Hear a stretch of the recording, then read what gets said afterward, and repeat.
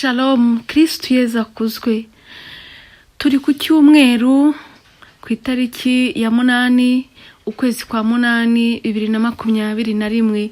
Tugeze ku cyumweru cya 19 mu byumweru bisanzwe by'umwaka. Turahimbaza abatagatifu Dominiko, Siriyaki na Simaragdi. Abizihiza bazina babo mbifurije umunsi mwiza. Bavandimwe, kuri iki cyumweru hari benshi batari bubashe kujya gusenga. Nukuri dusabe Nyagasani akize iki cyorezo, kuko abantu babayeho badasenga hari byinshi byakwangirika. Imana rero idufashe kugira ngo habone ku buryo bwo gusenga. Ariko mu gihe bikimeze gutya, dusengere mu ngo zacu, tuzirikane ijambo ry'Imana, kandi twumve ko aho turi hose Nyagasani atugeraho. Isomo rya mbere turarisanga mu gitabo cya mbere cy'Abami, umutwe wa 19 umurongo wa 4 kugeza ku wa 8. Muri iyo minsi umuhanuzi Eliya mu guhunga umwamikazi Yezabeli agenda urugendo rw'umunsi umwe mu butayu. Ahageze yicara munsi y'igiti cyari cyonyine, yisabira gupfa, agira ati ntacyo ngishoboye, none Uhoraho akira ubuzima bwanjye, kuko ntaruta abasokuruza banjye. Nuko aryama munsi y'icyo giti cyari cyonyine arasinzira. Umumarayika araza amukoraho, aramubwira ati byuka urye. Aritegereza, abona ku musego we umugati wavumbitswe mu mabuye ashyushye n'akabindi k'amazi, aranywa ararya, hanyuma arongera aryama. Umumarayika w'Uhoraho aragaruka amukoraho maze aramubwira ati byuka urye, kuko ugifite urugendo rurerure. Eliya arahaguruka ararya kandi aranywa. Hanyuma amaze kumva ahembutse, agenda iminsi 40 n'amajoro 40 kugera i Horebu, umusozi w'Imana. Hari igihe mu buzima bwacu bwa gikristo ducika intege, umuntu agahagarara ati subo nkomeze cyangwa nsubira inyuma. Ukibaza impamvu ugomba kuba umukristo. Kenshi ibi ngibi biba iyo umuntu ahuye n'ingorane zikomeye, iyo umuntu ibyo yarategereje atari byo yabonye, iyo umuntu yagize ibyago, yapfushije. Hari ibibazo byinshi muri iyi si bituma umuntu acika intege. Rero uyu muhanuzi nawe Eliya yari yacitse intege, ndetse ngo yisabiye gupfa. Bavandimwe, nyamara ntabwo Imana yamuhaye urupfu, ahubwo yamuhaye imbaraga. Ahubwo yamwohereje umumarayika wayo kugira ngo amuhumurize, amwereke ko nubwo ibibazo bihari ariko Imana nayo irahari. Rero ntuzibagirwe ko mu rugendo rwawe, iyo ibigeragezo bije, ntabwo Imana iba yagusize, ntabwo iba yakwibagiwe, kuko Imana ntiyibagirwa, si umuntu. Ntabwo Imana iba yarangaye, kuko ni nyir'ubutungane, ni nyir'ubwiza bwose bubaho. Ntabwo Imana ishobora kureka ikibazo kikugeraho hatari impamvu. Saba rero imbaraga. Nukuri dusabe Nyagasani. Dore ngo Eliya amaze kubonekerwa n'umumarayika inshuro 2, yagenze iminsi 40 n'amajoro 40 agera i Horebu, umusozi w'Imana, hahandi Imana yari imutegereje. Nawe rero komeza urugendo, ntuzacike intege, ntuzemere ko baguca intege, kandi ntuzemere gusubira inyuma. Niba waratangiye inzira y'ubukristo, niba waratangiye inzira y'ubutagatifu, komeza ugende, komeza utwaze, kuko urugamba ruratangiye, kandi Nyagasani ntazagusiga, azaguha imbaraga, azakwiyereka, azakohereza umumarayika we mu nzira kugira ngo agukomeze. Tujye twizera Imana, twumve ko birumvikana kuri iyi si hari ibyo tutazumva ngo dusobanukirwe uko bikwiriye, hari biturenga, kuko ubwenge bwacu ntabwo bwangana n'ubw'Imana. Ariko hari icyo kwizerwa, hari isezerano dufite, nuko Nyagasani yatubwiye ngo nduhoraho, ndi Imana yawe. emerera uhoraho akubere Imana y'ubuzima bwawe, akubere Imana mu minsi mibi, akubere n'Imana mu minsi myiza. Ntuzakunde nyagasani gusa mu minsi myiza, uzamukunde uri mwicira burindi, uzamukunde imvura igwa, uzamukunde izuba ryakwishe, uzamukunde ku rugendo, uzamukunde ufite ubutunzi, uzanamukunde wakennye washiriwe. Nibwo uzahamya koko kuhoraho ari we Mana yawe. Turazirikana kandi Zaburi ya 33. Nimushishoze maze mwumve ukuntu uhoraho anogera umutima. Bavandimwe, uhoraho umutima atuyemo uratuza, uratekana, kandi wumva ufite ibyishimo. Rero tujye dushishoza kuko hari byinshi bitubuza amahoro kandi bidaturutse kuri uhoraho. Isomo rya kabiri turarisanga mu Ibaruwa Mutagatifu Pawulo n'umwandikiye Abanyefezi, umutwe wa 4 murongo wa 30 kugeza kuri 32, n'umutwe wa 5 murongo wa 1 kugeza kwa 2. Bavandimwe, muramenye ntimugashavuze Roho Mutagatifu w'Imana, wa undi mwahawe ngo abe ikimenyetso kizabaranga ku munsi w'ukubohorwa kwanyu.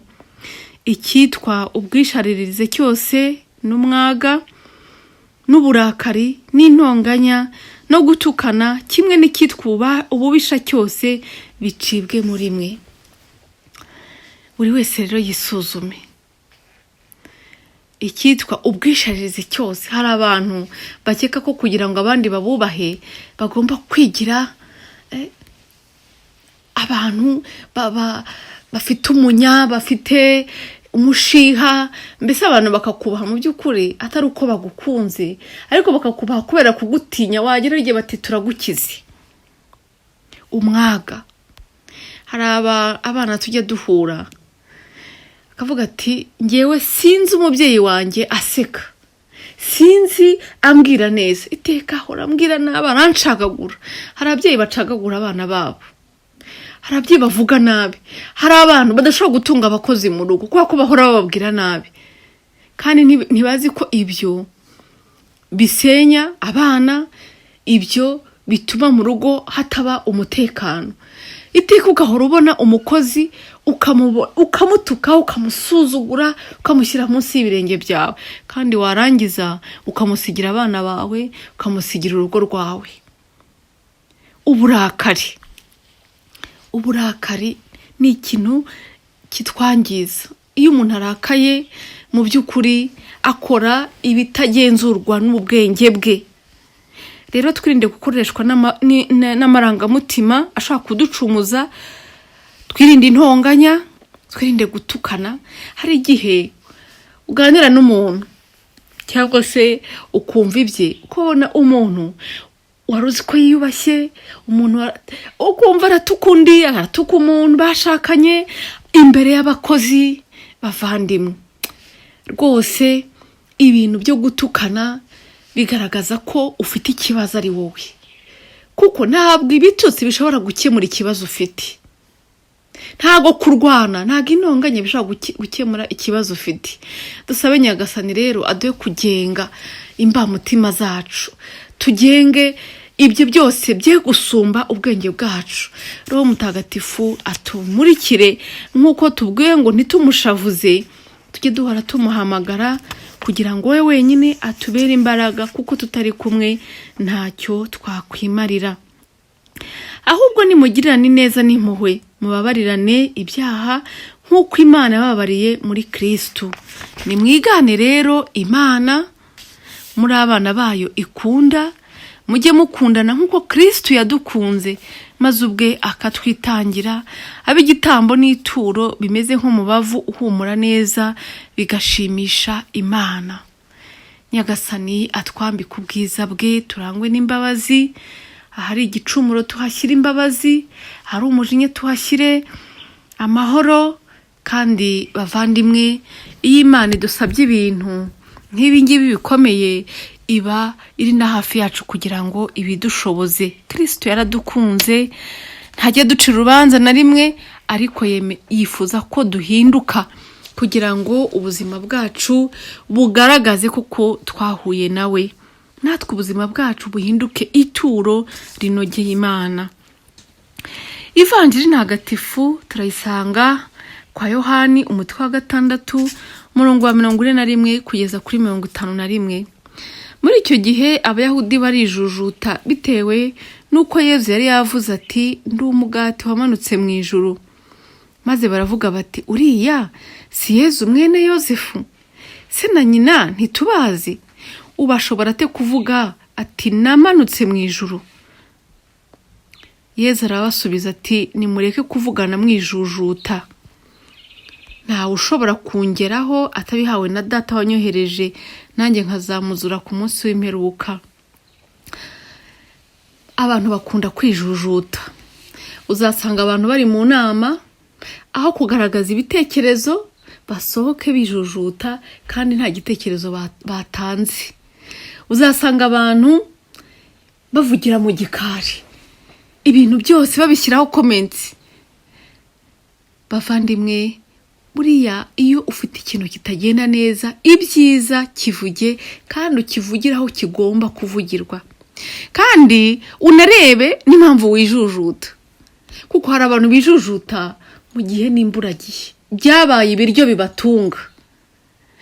Akantu kose bavuga amakuru kuri televiziyo ukaburijujuse, wasoma ibintu ukaburijujuse, wagera mu rugo wareba ibyo batetse ukaburijujuse, wahura n'umuntu mu muhanda wenda uri muri ambuteyage ukaburijujuse.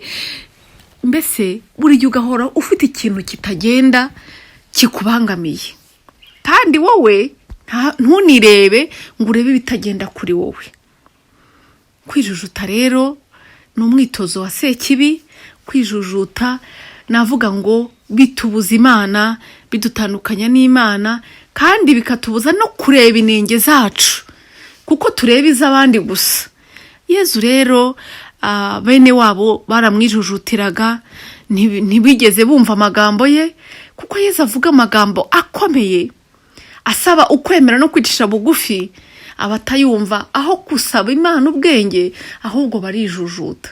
Hari igihe tubura ubwenge, aho kugira ngo twinjire muri gahunda y'Imana, aho ugasanga turishakira ibisobanuro bidakwiriye. Aba bantu barimo barasobanura ngo uriya se si Yezu, bene wabo ntitubazi. Icyo ni igisobanuro navuga cy'ububwa. Hari igihe twiha ibisobanuro by'ubugwari muri twe kubera ko twananiwe gutera indi ntambwe. Nyagasani ngwino duteze intambwe isumba iyo turiho, aho kugira ngo tuzitirwe n'ubwenge buke bwacu, tuzitirwe n'ubwirasi bwacu, tuzitirwe no kwikomeraho, tuzitirwe no kwanga kuva kwizima. Yezu ni umugati w'ubuzima wamanutse mu ijuru. Ntawe ubihakana kuko atari byo, ahubwo abihakana kuko atabyumva, cyangwa ko adashaka kubyumva, cyangwa se kuko yanangiye umutima we. Yezu rero ati uko byagenda kose ntawe ushobora kongera hatabihawe na Data. Yezu ntajya atangirwa no kwijujuta nk'uko twebwe tubigenza.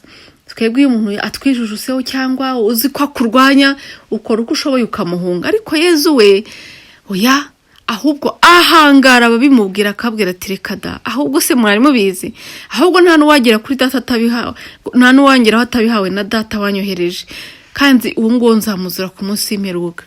Mu gitabo cy'abahanuzi haranditse ngo bose bazigishirizwa n'Imana. Umuntu wese wumvise Data akigishwa aransanga. Ntawigeze abona Data uretse waturutse ku Mana. Uwo nguwo niwe wabonye Data. Ndababwira ukuri koko, uwemera agira ubugingo bw'iteka. Nige mugati w'ubugingo.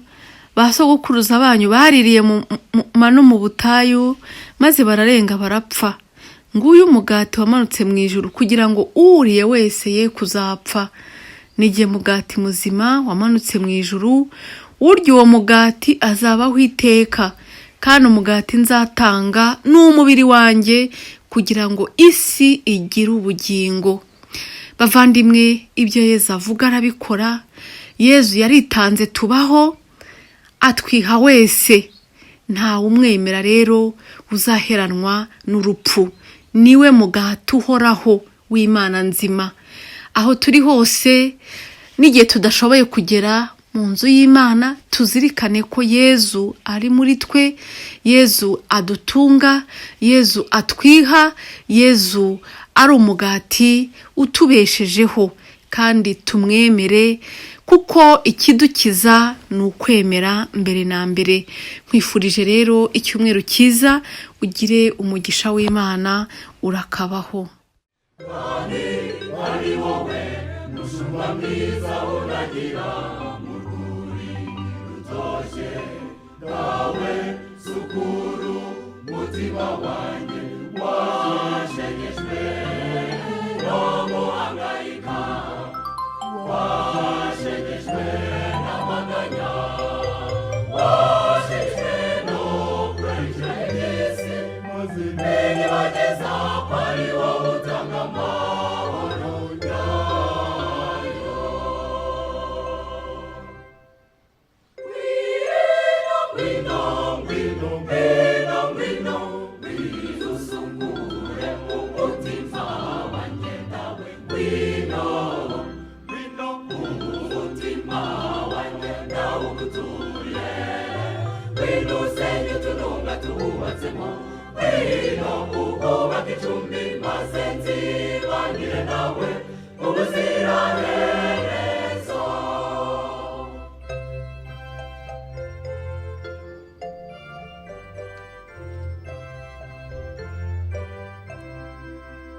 Ngwino, ngwino, ngwino, ngwino, ngwino usukure umutima wanjye dawe. Ngwino, ngwino umutima wanjye dawe ugutuye. Ngwino usenye utununga tuwubatsemo. Ngwino ubwubake icumbi maze nzibanire nawe ubuziraherezo.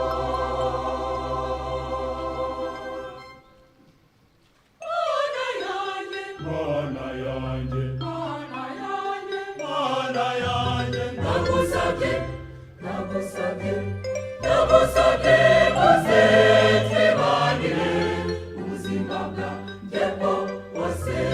Ngwino umbere umushumba mwiza, sinzongere kuyobagurika inzira yawe dawe. Ubuzima bwanjye ushyize mu maboko yawe, ngobotora imitego y'umwanzi. Ni wowe